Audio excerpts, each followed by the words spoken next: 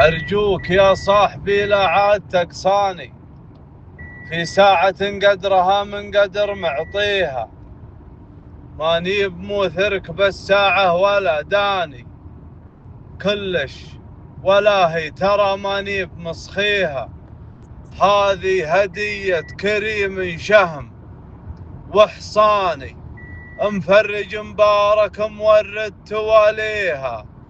الهيل علي لي شحن الازماني، يمنح لبن خلفته ويعقر حاشيها، الارجح اللي يرجح كل ميزاني، بفعوله اللي يتحضر عند داعيها،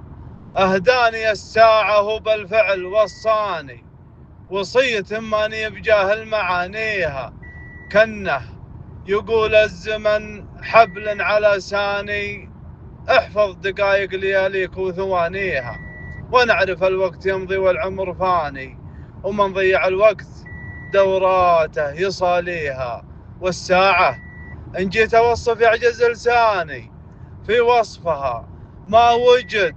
شيء يحاليها إلا القمر في ليالي نصف شعبان يهب يلي صنعها واعتنى فيها، ما هو بلا صيني ولا هو بياباني، سويسري صلاته ما يصليها، نصراني المذهب ولا هو بنصراني، نصراني المذهب وما هو بنصراني، حتى الكنايس ما قد شاهد مبانيها، في مصنعه ما طلع لفلان وفلان يدرى على ساعة محد يضاهيها، ما يطلع